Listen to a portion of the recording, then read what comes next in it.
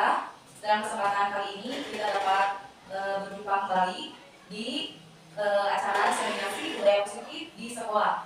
Pertama-tama marilah kita panjatkan puji dan syukur kehadirat Ilahi Robi yang mana berkat tangkap jalan kita dapat berkumpul di sini. Salawat serta salam mari kita telah limpahkan kepada junjungan Nabi besar kita Muhammad Sallallahu Alaihi Wasallam, kepada saudara-saudaranya, sahabat-sahabatnya, terbiat-terbiatnya, dan semoga sampai kepada kita selaku umatnya. Amin. Bapak, Ibu yang hebat, sebelum acara dibuka, marilah kita baca basmalah bersama-sama. Bismillahirrahmanirrahim. Nah, untuk acara selanjutnya, marilah kita nyanyikan lagu Indonesia Raya yang akan dipimpin oleh Ibu Rosniati. Kepadanya kami persilakan.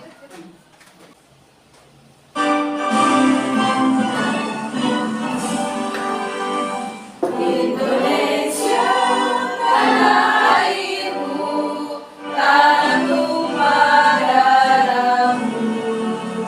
Di sanalah aku berdiri, jadi pandu ibumu. Indonesia, kebangsaanku, bangsa dan tanah airku. Marilah kita berseru, Indonesia bersatu. Hiduplah tanahku, hiduplah negeriku, bangsaku, rakyatku semuanya.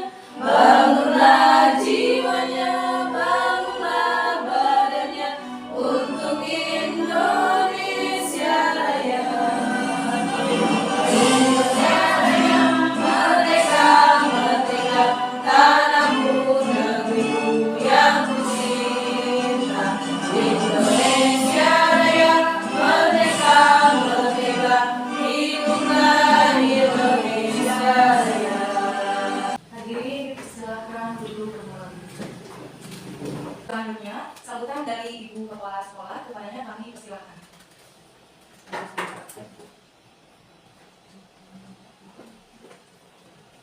Assalamualaikum warahmatullahi wabarakatuh. Waalaikumsalam warahmatullahi wabarakatuh.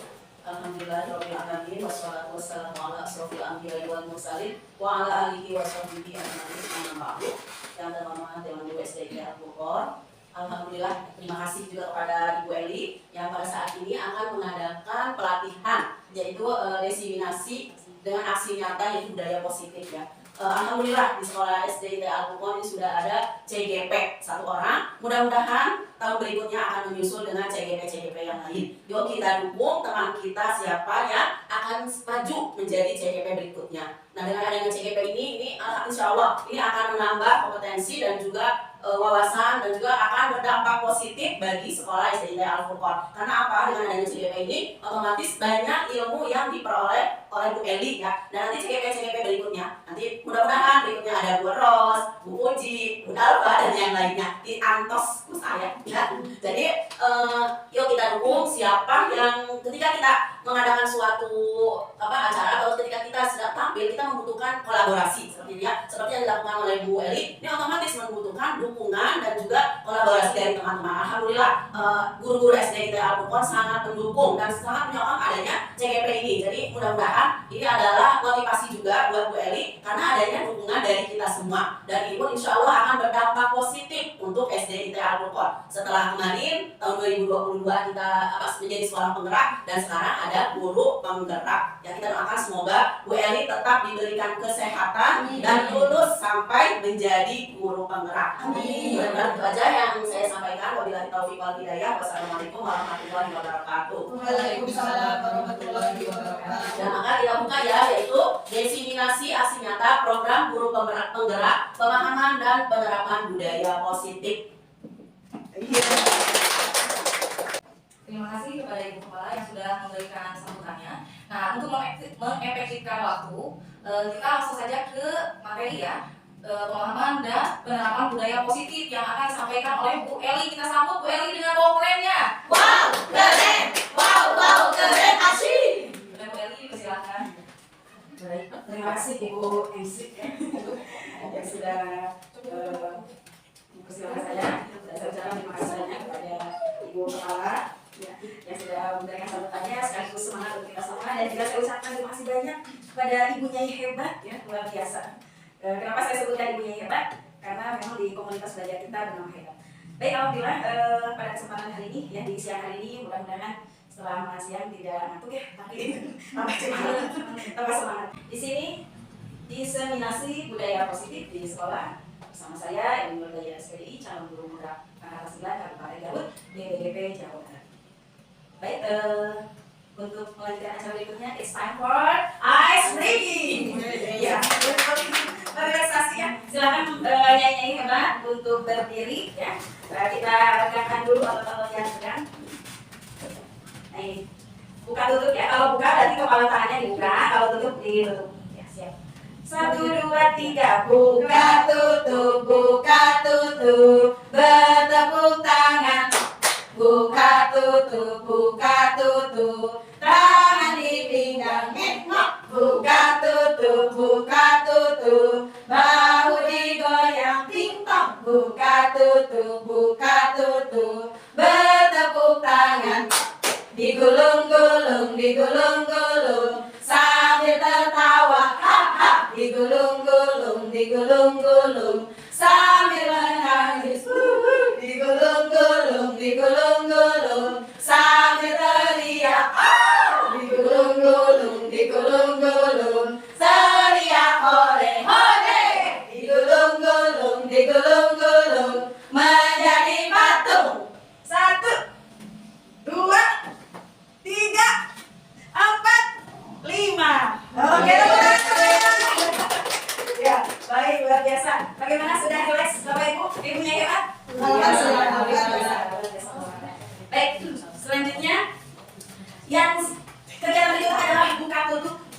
Kita membayangkan ya. Di sini ada Anda dan teman Anda akan melakukan kegiatan cobalah buka. Ya, Anda adalah ya, tugas Anda adalah mengepalkan salah satu anak Anda ya. Nah, coba bayangkan bahwa Anda itu menerima sesuatu yang sangat berharga di dalam kepala tangan Anda ya. Dan Anda perlu menjaga benda tersebut sekuat tenaga.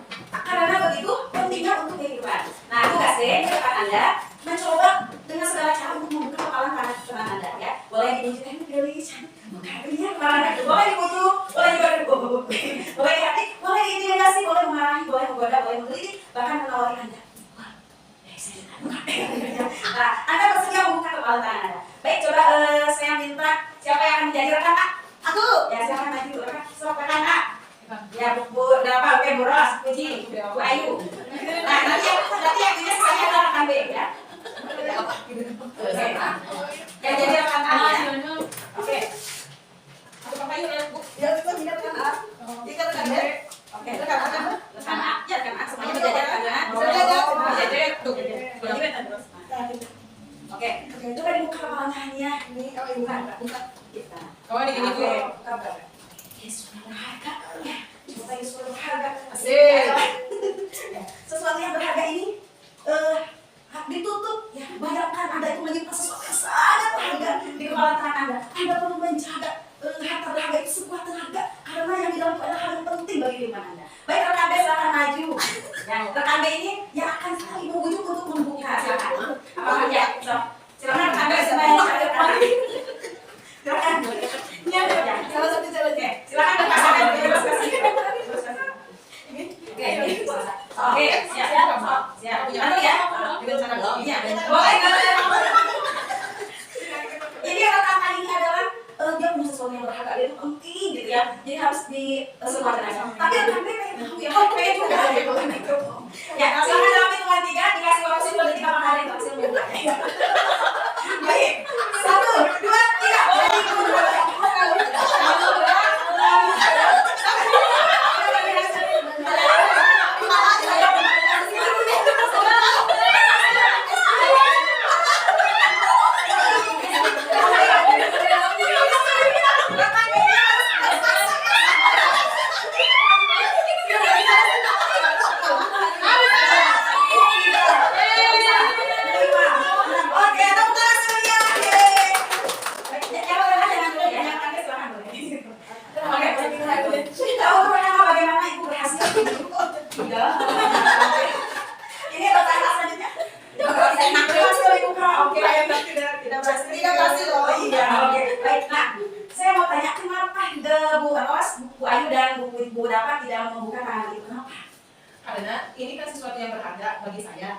yang mungkin dikasihkan kepada orang lain. Oke, mantap banget.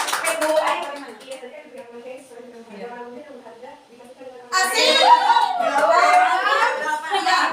yang sangat berharga di hidup Oke. Nah, kalau Bu ini udah tadi yang lepas. Yang dipaksa. Dipaksa dengan senang hati atau Terserah. siap? Oke, tepuk tangan. Terima kasih. Silakan. Ya, udah ada jam. Sini. Baik. Ya. Nah, jadi apakah rekan A membuka kepalan tangan Anda tadi tidak? Ya, kemudian apakah rekan B menutup kepalan tangan Anda tadi tidak? Ya, karena sesuatu yang berharga, jadi hanya dia yang pernah membuka kepalan itu. Nah, dalam kegiatan ini sesungguhnya siapa yang memegang kendali atau kontrol untuk membuka dan menutup tangan kita? Siapa? Diri kita sendiri, ya, itu. Jawabannya tentu diri kita sendiri yang memegang kontrol atas kepalan tangan kita, ya. Apakah kita membuka atau menutup kepalan tangan kita itu tergantung pada diri kita masing-masing sesuai dengan kebutuhan dasar kita, ya. Baik, selanjutnya tadi karena tadi ada yang bukan itu, nah ini ada teori kontrol. Dr. William Glasser dalam kontrol teori meluruskan beberapa miskonsepsi tentang makna kontrol. Yang pertama, ilusi guru mengontrol murid. Kontrolnya tanpa mempertimbangkan apa. Yang kedua, ilusi bahwa semua penguatan positif itu efektif dan bermanfaat. Yang ketiga, ilusi bahwa kritik dan membuat orang merasa bersalah itu dapat menguatkan karakter.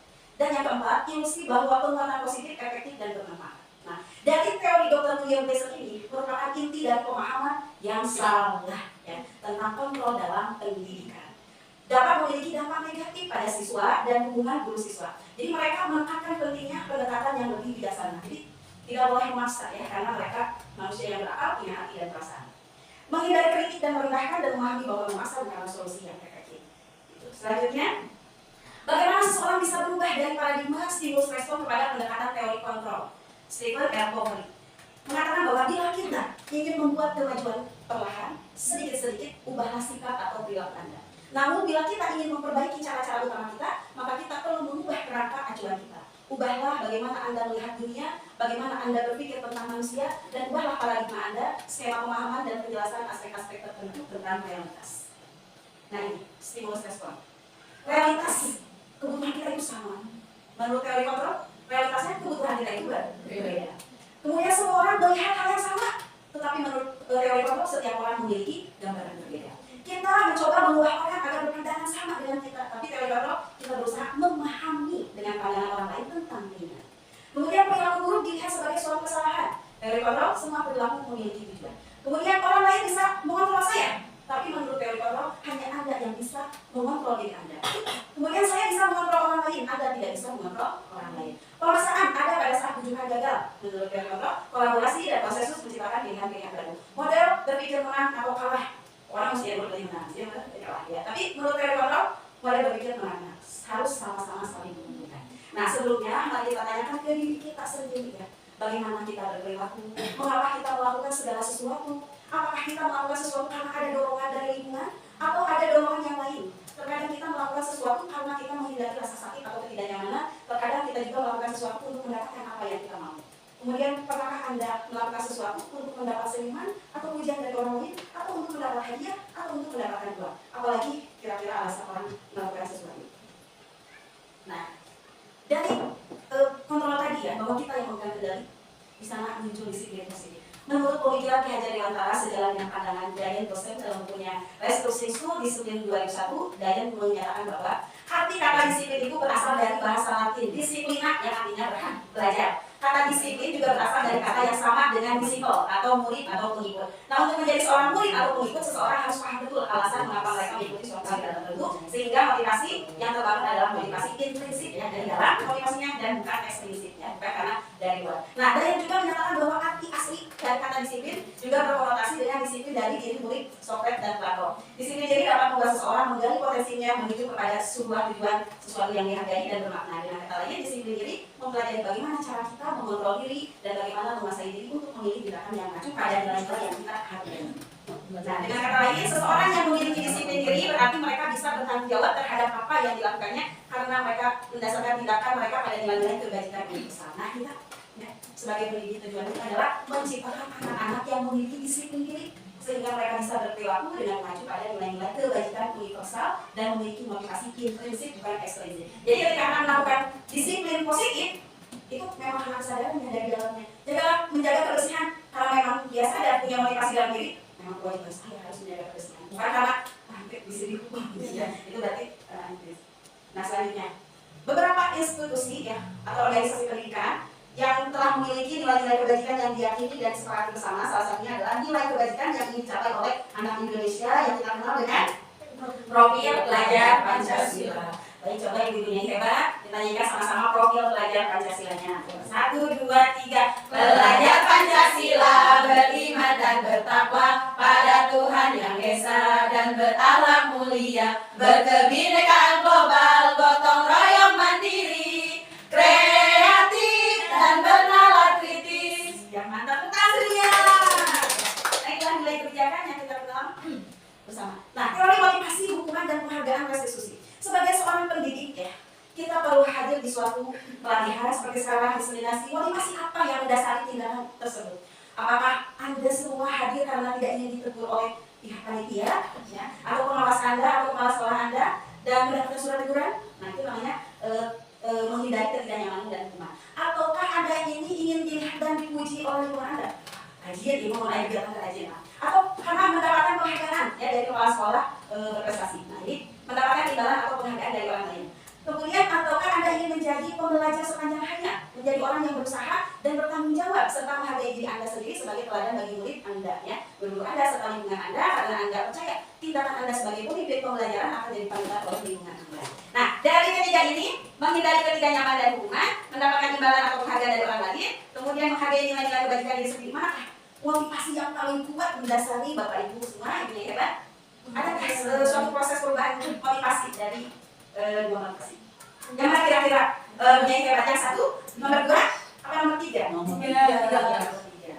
Oke ya, yang satu dan sebenarnya karena menghindari ketidaknyamanan atau yang keduanya menghindari ketidaknyamanan dan hukuman, mendapat imbalan atau penghargaan dari orang lain, atau memang kita menghargai nilai-nilai kebajikan diri kita sendiri ya. Nah inilah standar pendidikan nasionalnya, bahwa dalam rangka menciptakan lingkungan yang positif, maka setiap warga sekolah, pemangku kepentingan perlu saling mendukung, menghayati dan menerapkan nilai-nilai kebajikan yang telah disepakati bersama. Untuk dapat menerapkan tujuan mulia tersebut, maka seorang pemimpin pembelajaran perlu berjiwa kepemimpinan sehingga dapat mengembangkan sekolah yang baik, agar terwujud suatu budaya sekolah yang positif sesuai dengan standar kompetensi pengelolaan yang telah ditetapkan. Nah, tujuan mulia ini dari penerapan disiplin positif adalah agar terbentuk murid-murid yang berkarakter, santun, jujur, peduli, bertanggung jawab, dan merupakan pembelajar sekolah yang baik sesuai dengan standar kompetensi lulusan yang diharapkan terangkum dalam profil pelajar Pancasila. Nah, baik. Tadi sudah melihat ya motivasi dari ibu-ibu yang hebat. Ternyata hadir di sini adalah kesadaran diri berdasarkan nilai-nilai kewajiban yang ada di dalam diri kita. Baik, ini ada hukuman atau konsekuensi ya. Mencatat 100 kali di dalam buku kalimat. Saya tidak akan terlambat lagi karena terlambat ke sekolah. Hukuman. Jadi hukuman atau konsekuensi? Mencatat. Ya. Mencatat 100 kali ya gara-gara apa? Terlambat kan? Akhirnya saldonya ya hukuman. Oke. Yang kedua, lari mengelilingi lapangan basket 2 kali karena kamu terlambat hadir di sekolah. Hukuman. Oke. Lari mengelilingi lapangan basket 2 kali. Lari mengelilingi lapangan basket 2 kali karena yang kelima itu biasa. Boleh diminta untuk push up 15 kali karena tidak menggunakan masker ke sekolah. Apa itu? Nah itu ya, yang itu tuh mencatat 100 kali di dalam buku kalimat, saya tidak akan terlambat lagi kan. Jadi kalau terlambat ada sanksi gitu ya. Jadi harus nyata saya tidak akan mengulangi. Tapi kalau lari ya, lari mengelilingi lapangan basket 2 kali karena sebanding tidak gara-gara telat harus mengelilingi basket kan. Jadi lapangan basket itu ya. Jadi bedanya hukuman dengan konsekuensi itu, kalau hukuman itu lebih ke fisik ya, gitu. Kalau konsekuensi dia udah tahu ada aturannya, nah, cuma dia melanggar dan dia berarti harus menerima konsekuensi itu. Gitu. Itu deh, boleh dinyatakan tadi pusatnya 15 kali karena tidak menggunakan masker itu hukuman ya, karena tidak gitu, karena tidak pakai masker gitu kan, jadi harus dihukum. Itu hukumannya. Baik, yang selanjutnya adalah restitusi. Restitusi adalah proses menciptakan kondisi bagi murid untuk memperbaiki kesalahan mereka. Pernah dengar dipunyai restitusi? Pernah dengar ya. Nanti mendalami saja. Sehingga mereka bisa kembali pada kelompok mereka dengan karakter yang lebih kuat menurut dosen. Nah, restitusi juga adalah proses kolaboratif yang mengajarkan murid untuk mencari solusi untuk masalah dan membantu murid berpikir tentang orang seperti apa yang mereka inginkan. Seperti tadi anak tadi gara-gara terlambat sekolah, dia harus mengelilingi lapangan. Nah, itu sebetulnya kan kita bisa menciptakan memperbaiki kesalahan mereka. Gitu ya. Oke. Selanjutnya restitusi juga ini bisa membantu murid menjadi lebih memiliki tujuan disiplin positif dan memulihkan dirinya setelah berbuat salah. Nah, penekanannya bukan pada bagaimana berperilaku untuk menyenangkan orang lain atau menghindari ketidaknyamanan, namun tujuannya adalah menjadi orang yang menghargai nilai-nilai kebajikan yang mereka percayai sebelumnya. Ya. Baik, sebelumnya kita telah belajar tentang teori kontrol tadi sebelumnya, bahwa pada dasarnya kita memiliki motivasi intrinsik. Ya. Nah, ini ciri-cirinya. Ciri-ciri restitusi yang membedakan dengan program disiplin lainnya.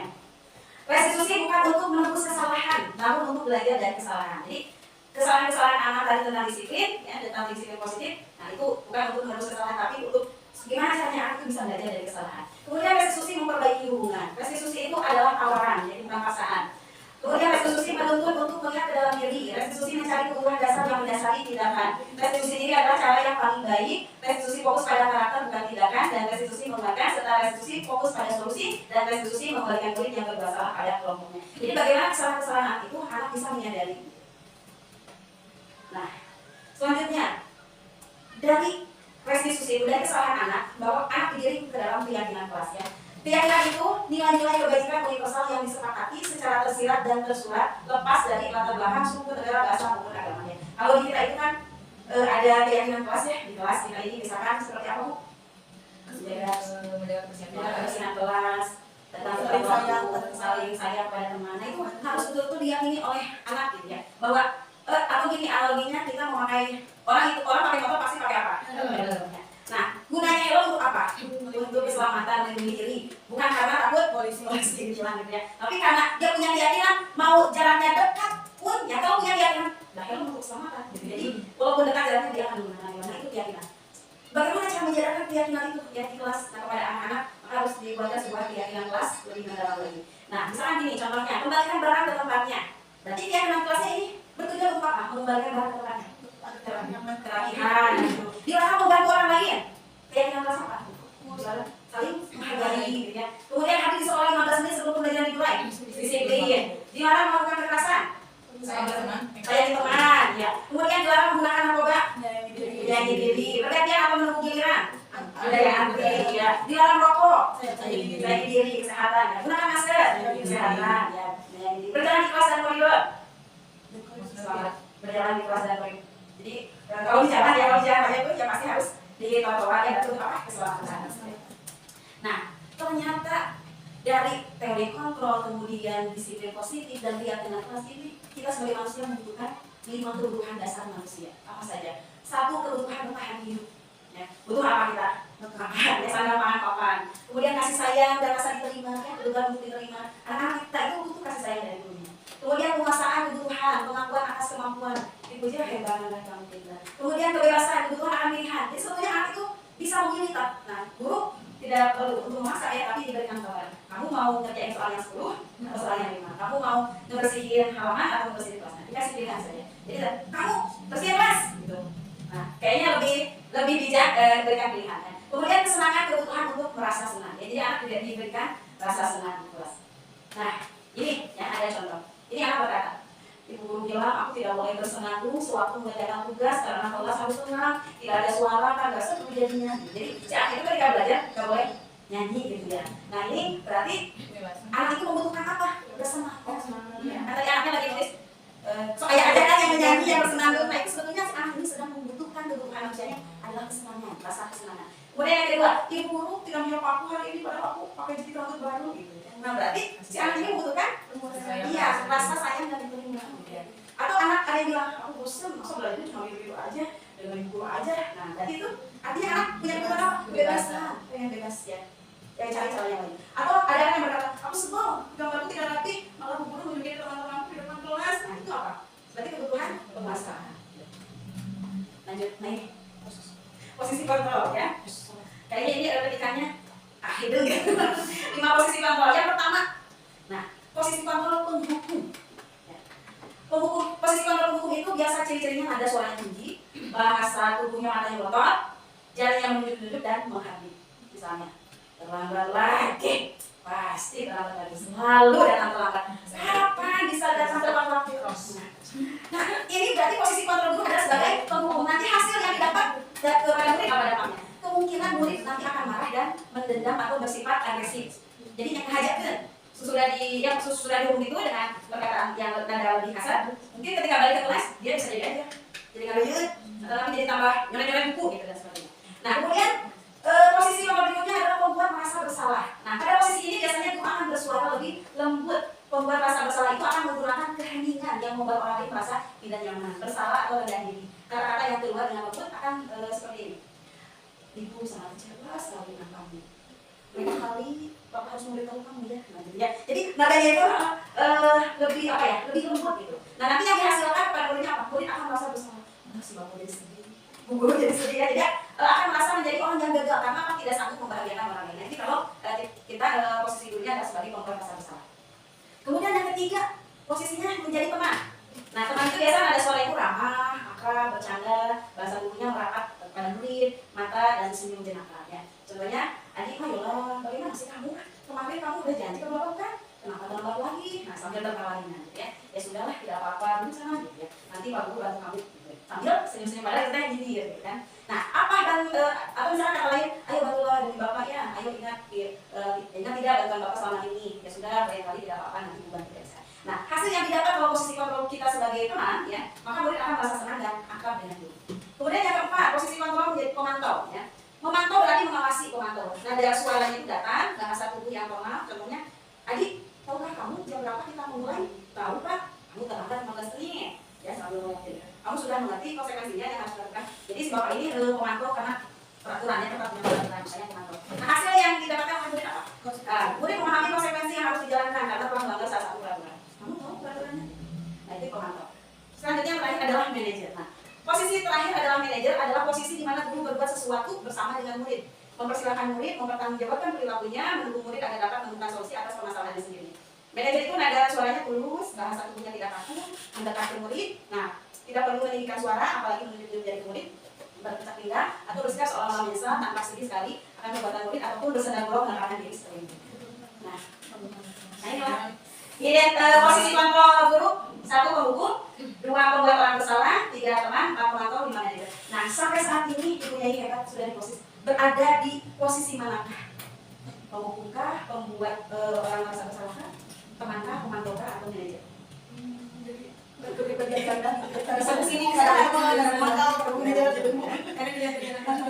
Ya, nah ternyata sebaik-baik kontrol posisi guru idealnya adalah manajer ya, karena manajer ini akan menemukan motivasi intrinsik dari dalam. Jadi si anak diangkat perasaannya, dibangunkan motivasinya sehingga dia tahu, oh saya pun harus menjadi orang yang memiliki nilai-nilai kebajikan.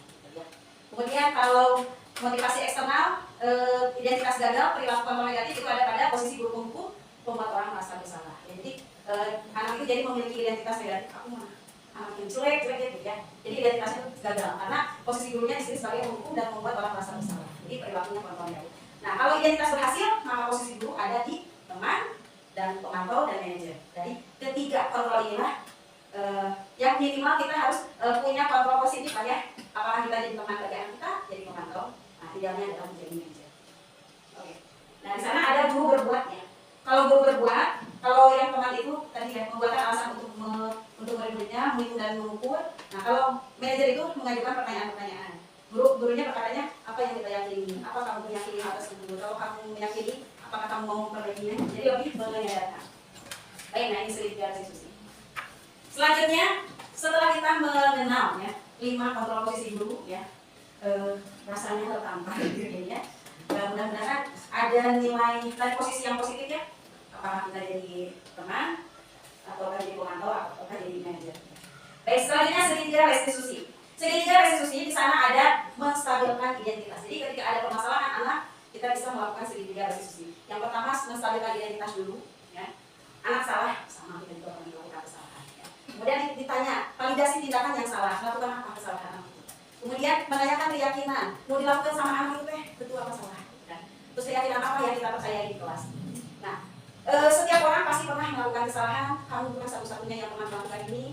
Guru juga sama pernah melakukan kesalahan. Kalau validasi tindakan bisa, kamu tentu punya alasannya kenapa kamu melakukan seperti itu. Terus adakah cara yang lebih efektif untuk mendapatkan apa yang kamu butuhkan? Kalau menanyakan keyakinan kelas apa yang telah kita kesepakati? Terus kamu ingin menjadi orang seperti apa? Oke, nanti ada contohnya.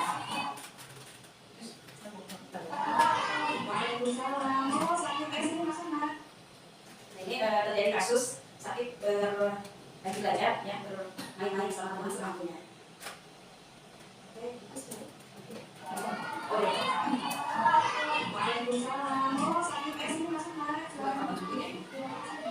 Nah, di sini saya mencoba menggunakan segitiga ibu. Kenapa dipakai sampai ke sini?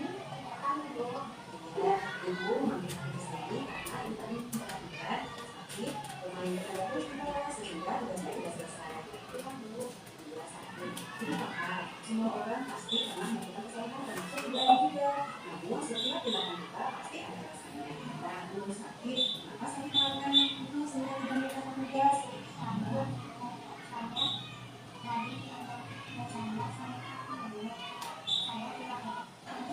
Oh, seperti itu. Sekarang, apakah sampai di sini tentang keyakinan waskita? Kalau masih punya, lalu dari setiap satu yang melakukan itu sesuai dengan keyakinan waskita.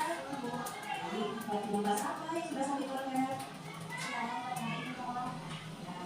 sekarang sakit sudah tahu ya. Lalu, apakah sakit punya solusi dengan masalah ini?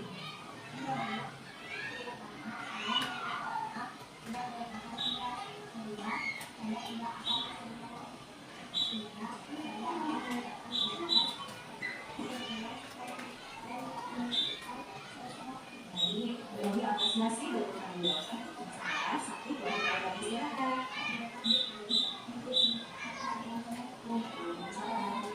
Itu salah satu langkah restitusi dari kesalahan anak ya. Karena anak itu tadi melanggar kesepakatan kelas, keyakinan kelas bahwa kelas itu harus saling menghargai dan tanggung jawab terhadap tugasnya. Nah, jadi sakit ini main-main ya, main-main abu pinter gitu. Merasa sudah tahu gitu ya, dia ngobrol gitu sampai di bawah meja. Akhirnya dipanggil karena orang itu ternyata dia terpengaruh oleh temannya ngajak main. Nah, akhirnya dikembalikan lagi, kenapa kamu tahu nggak dia bilang kelas kita? Ya itu harus bertanggung jawab. Jadi dikembalikan lagi, dinyatakan kembali atas nilai kebajikannya adalah harus bertanggung jawab ketika dia di kelas. Nah, menyadarkan kembali akhirnya dia mau bertanggung jawab. Nah, ini yang dirasakan oleh sakit setelah diberikan namanya itu solusinya.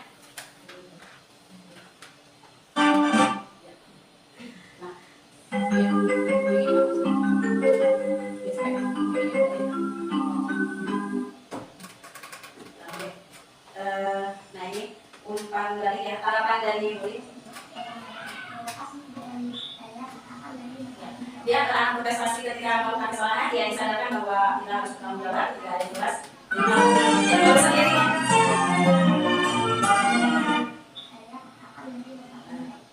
Saya merasa senang diajak diskusi, tidak dimarahin lah sama Berli tentang kesalahannya selama belajar karena tidak mengerjakan tugas ya. Dia merasa bahwa gurunya sudah baik memberikan nasihat untuk menyadarkan dirinya bahwa tentang arti penting sebuah tanggung jawab. Nah ini jadi sekarang tidak bersikap seperti lagi, jadi udah nyadar akan mulai kebajikannya. Nah ini kasus selanjutnya.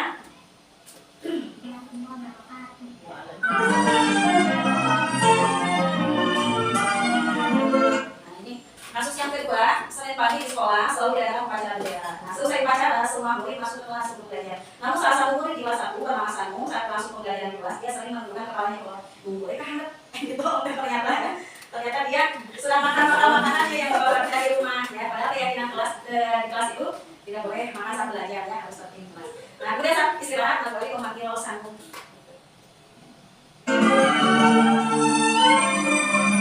Selamat pagi semua, nantikan dirimu di depan kelas menantikan kami guru. Oke, nah di sini tadi seperti biasa saya memanggilkan kalau panggil Sanu ke kantor. Nah Sanu berkata pas masuk kantor, assalamualaikum, saya jawab waalaikumsalam. Sanu silakan masuk nah di sini. Terima kasih Bu. Sanu, tahu tidak kenapa ibu panggil ke sini? Tidak tahu Bu. Ya ibu panggil ke sini karena tadi ibu perhatikan Sanu menunduk kepala terus ke bawah meja sambil makan makanan. Ya betul Bu. Baik tidak apa-apa saya bilang. Jadi itu kesadaran emosinya dulu. Di sini ibu hanya ingin mencari solusi ya, tidak mencari siapa yang salah, karena semua orang pernah melakukan kesalahan, termasuk dari kita. Namun setiap tindakan kita yang pasti ada alasannya lah. Lalu Sanu mengapa Sanu makan di kelas saat belajar? Kata si Sanu ini, tadi Bu sebelum berangkat sekolah, saya pun sarapan dan sampai di sekolah saya langsung ikut upacara jadi kamu gitu ya. Masih nggak punya lapar dan makanlah di kelas. Oh seperti itu kata saya. Apakah Sanu masih ingat tentang kegiatan kelas kita? Belum Bu. Nah ternyata sekarang Sanu makan di kelas itu kan tidak sesuai dengan keyakinan kelas. Nah ternyata sekarang Samu sudah tahu, lalu apakah Samu punya cara lagi untuk menyelesaikan masalah ini? Karena perlunya apa ya, tapi mungkin kalau dia bisa menyelesaikan masalahnya, ya dengan cara apa? Kata Samu, ya Bu, pertama saya minta maaf sudah makan jelas belajar. Kedua saya akan berusaha makan sarapan dulu di rumah sebelum berangkat sekolah. Ketiganya saya akan minta izin untuk sarapan dulu di luar. Jadi kalau memang tidak memungkinkan saya akan, kalau jujur ya mungkin tadi saya belum sarapan tadi daripada perutnya sakit, nanti dia berkata seperti itu. Terus kata saya, baik, terima kasih Samu ya, boleh mengapresiasi solusinya, semoga depannya Samu bisa lebih baik. Baik Bu, baik sekarang Samu boleh istirahat. Nah dari situ menyadarkan dia sekarang tidak makan lagi di kelasnya. Ayo Samu sudah sarapan, udah Bu dari di rumah. Terus lagi juga ada yang marah, Bu tahu Pak, aku tadi makan sedikit makan. Jadi itu lebih demokratis kayaknya. Ya. Nah itu tentang budaya positif ya. Yang pertama kita membahas apa? Kontrol ya. Bahwa kontrol kita adalah ya yang mengendalikan kontrol kita siapa? Diri kita sendiri ya. Kontrolnya mengacu kepada nilai kebajikan ataukah nilai negatif ya. Nah, tentunya tadi sudah dijelaskan juga kepada ibu yang hebat. Kehadirannya di sini adalah kontrol diri ya. Kita ingin menambah kompetensinya, menambah ilmunya. Kemudian yang keduanya apa? Restitusi. Ya, restitusi. Ya. Jadi restitusi itu bukan paksaan tapi tawaran ya. Tawaran kamu mau ini. Kemudian yang ketiganya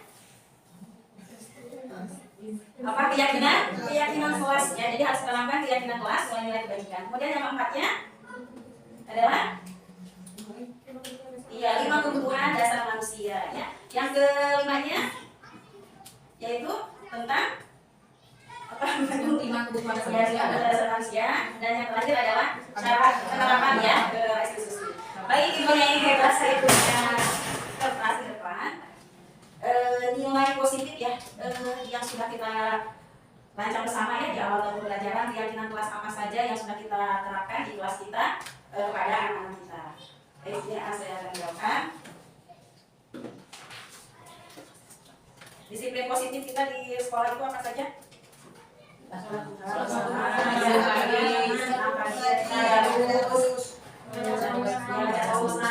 sebelum belajar, itu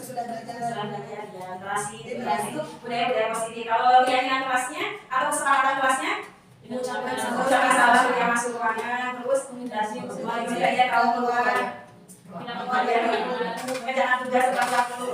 Baik, sebagai kita ya, kalau pengalaman kita boleh saja ya dibagi.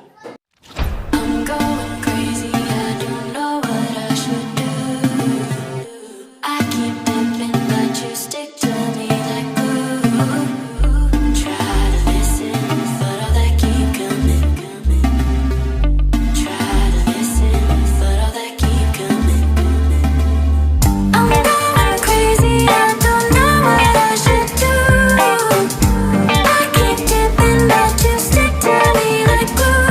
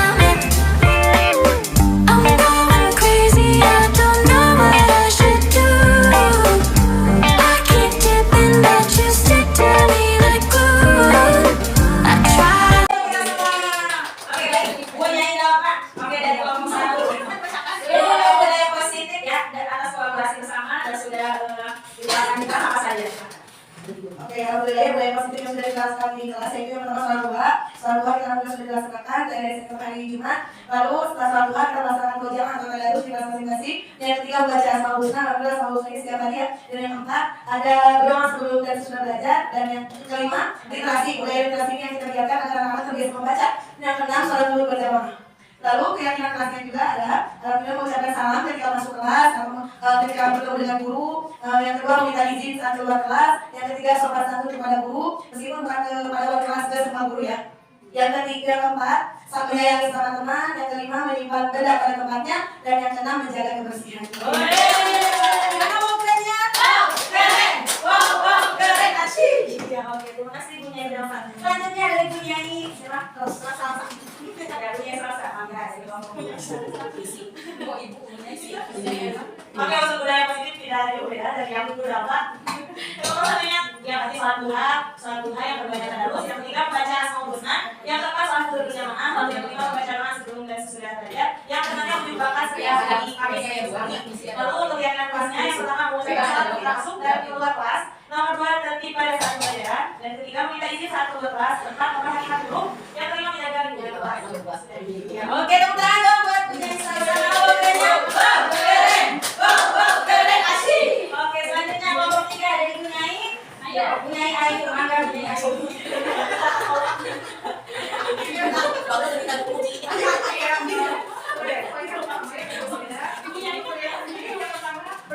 Sebelum belajar, yang kedua membaca Asmaul Husna, yang ketiga melaksanakan sholat duha, yang keempat membaca juz 30, yang kelima membaca Al-Quran. Untuk kegiatan kelasnya, alhamdulillah nih kita udah melaksanakan disiplin dan tepat waktu, berbicara yang sopan, tidak ada minum saat di kelas, minta izin setiap keluar kelas, serta tidak berbicara kelas.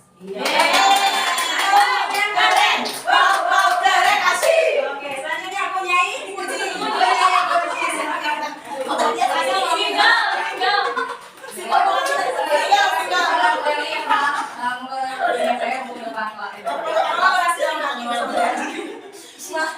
Untuk hal yang lain di budaya positif dulu ya. Kalau saya kelas, yang pertama kesepakatan kelasnya sih disiplin waktu, tugas, kelas, PR, dan masuk kelas itu harus disiplin ya. Terus kebersihan kelas di sekitar sekolah dan diri ya, termasuk tangan, kuku, rambut gitu. Yang ketiga, komunikasi dalam pembelajaran ini siswa harus aktif saat pembelajaran, lalu juga bersikap sopan santun kepada guru. Keempat, saling menghargai dan menghormati, dan di sini tidak boleh ada bercanda yang mengarah ke arah perundungan gitu ya. Terus budaya positifnya tapi sama ya yang lain ya. Yang pertama ini membaca surat pendek, di kelas membaca surat pendek, dan kalau di kelas 4 itu membaca apa seperti kelas 6. Jadi yang udah Al-Quran dari ayat pertama bareng-bareng gitu. Lalu yang kedua sholat duha, yang ketiga ini bukan di kelas tapi disuruhnya makan sehat gitu. Terima kasih. Keren, asyik. Oke, alhamdulillah Ibu Nyai hebat luar biasa. Alhamdulillah ya, budaya positif dan keyakinan kelas harus terus kita tanamkan kepada anak-anak kita supaya menjadi karakter yang baik. Baik, selanjutnya alhamdulillah ya sudah selesai ya. Kita ucapkan alhamdulillahirabbil alamin. Baik, untuk penutup ya, karena tadi kita sudah realisasi dan materi sudah tekan-tekan. Untuk mengakhirkan lagi kita SDG ditutup dengan tarian dengan ice breaking. Silakan Ibu Nyai Hera untuk berdiri. Kita bergoyang bersama ya, melepas lantas. Baik, di sana sudah ada tarian kewet-kewet. Hot dan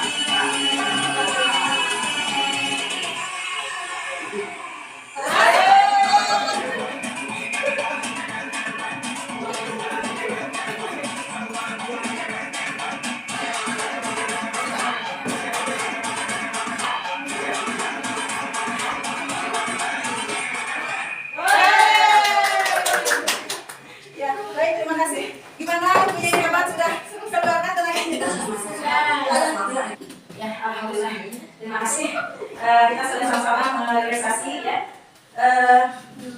merealisasi apa yang sudah kita lakukan ya dengan tarian gerak-gerak. Mudah-mudahan dengan kegiatan ini ada manfaatnya Ibu ya. Yang baiknya dibuang pada tempat sampah, yang baiknya diterapkan, yang tidak baiknya dibuang pada tempatnya. Baik, itu saja.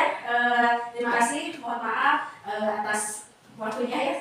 Jika ada yang mungkin tadi ada yang berkepentingan karena kegiatan ini kita sama-sama memberikan manfaat lah ya untuk di kedepannya. Saya akhiri wabillahi taufiq wal hidayah. Assalamualaikum warahmatullahi wabarakatuh. Waalaikumsalam warahmatullahi wabarakatuh. Saya kembalikan kepada MC. Terima kasih kepada Ibu Eli yang telah menyampaikan materi. Semoga kita bisa bersama-sama menerapkan pengetahuan yang telah Ibu Eli berikan tentang budaya positif dengan restitusi. Alhamdulillah, acara demi acara telah kita lalui bersama. Mari kita akhiri acara ini dengan ucapan hamdalah bersama-sama. Alhamdulillahirobbilalamin. Saya selaku MC mohon maaf jika ada kesalahan dan kekurangan. Wabillahi taufiq wal hidayah. Wassalamualaikum warahmatullahi wabarakatuh. Waalaikumsalam warahmatullahi wabarakatuh. Wow, keren buat kita semua. Wow, keren. Wow, keren asyik. Assalamualaikum warahmatullahi wabarakatuh. Para sekolah saya ucapkan terima kasih kepada Ibu Eli yang telah memberikan ilmunya. Semoga ilmunya dengan diseminasi ini budaya positif. Mudah-mudahan menambah semangat juga untuk guru-guru yang lain dan juga Ayo menambah memilih wawasan apa yang kau suka. menjadikan sekolah SD Mereka kita belajar ini wujud lebih yang maju nyata. lagi dengan ilmu yang telah diterapkan. Raih mimpimu juga cita-cita. Generasi emas Indonesia. Terus bersemangat bergerak untuk Belajar Pancasila, tanamkan di dalam dada. Profil pelajar Pancasila, cerdas berkarakter itu kita. Yaitu penerapan restitusi. Beriman dan bertakwa pada Tuhan yang Maha Esa. Berakhlak mulia, berkebinekaan global kita. Gotong royong, berjiwa mandiri, berpikir kreatif dan bernalar kritis. Perbedaan bukan suatu halangan untuk kita saling bergandeng tangan. Bhinneka Tunggal Ika, semboyan negeri kita yang harus kita jaga bersama. Profil pelajar Pancasila, tanamkan di dalam dada.